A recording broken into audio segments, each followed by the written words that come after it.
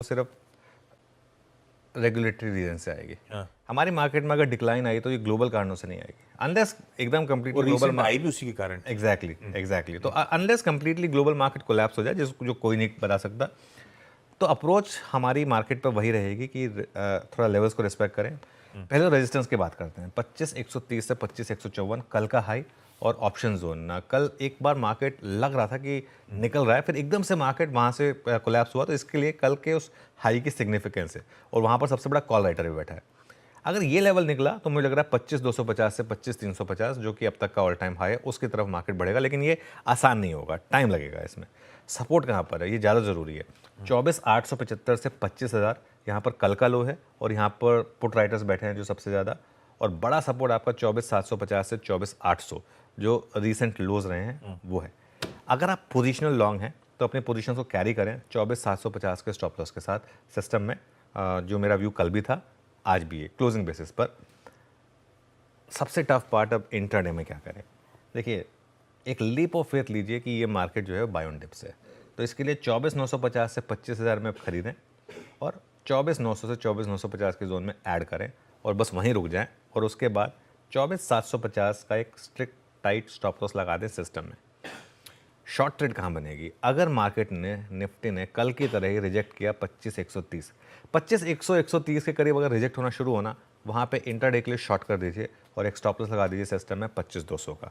25,200 का strict tight stop loss लगा दीजिए। प्योरली इंट्राडे ट्रेड है ये, और ध्यान रखिएगा रिवर्सल के साइन मिले तभी ये ट्रेड ऑन होगी। इसका मतलब ये नहीं कि 25,130 पे रिजेक्शन आना चाहिए, 25,080, 25,090, 25,100 कहीं भी रिजेक्शन आ जाए, वहाँ पर फिर ये शॉर्ट ट्रेड ट्रिगर होगी।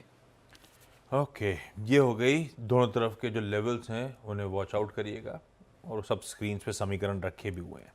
निफ्टी बैंक जिसकी आज वीकली कॉन्ट्रैक्ट्स की एक्सपायरी है, आपने अपफ्रंट कमेंट्री में एक बड़ा स्टेटमेंट बोला था, बैंक निफ्टी लग रहा है बड़े मूव्स की तैयारी, ईदर वे शायद 1000 पॉइंट के आसपास। अब वो क्या ट्रिगर करेगा पता नहीं, लेकिन अपना अप्रोच क्या रहेगा?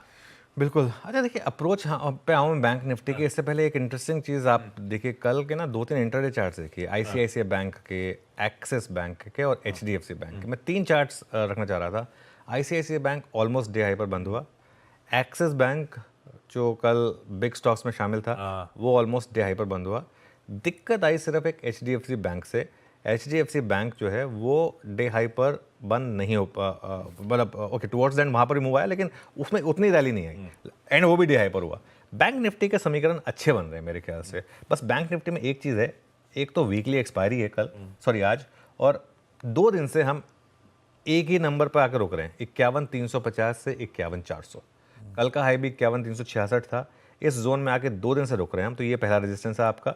बड़ा रेजिस्टेंस 51,406 से 51,552 ऑप्शंस के हिसाब से।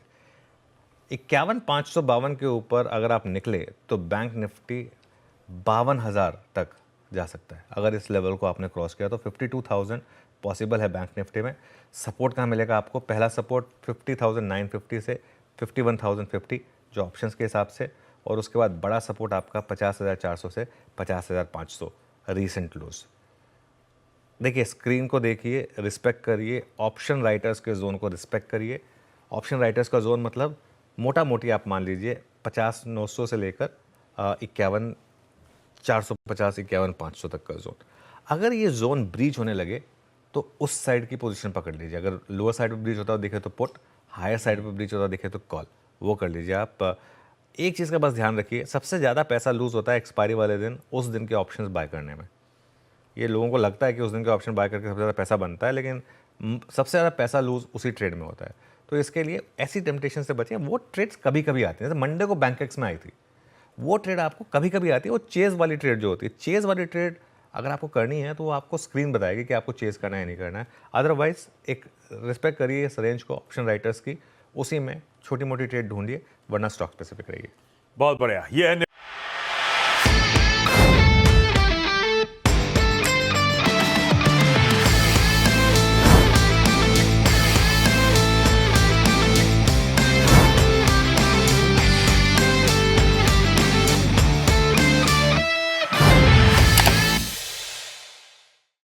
बता दें कि मनी कंट्रोल पर दिए गए विचार एक्सपर्ट्स के अपने निजी विचार होते हैं।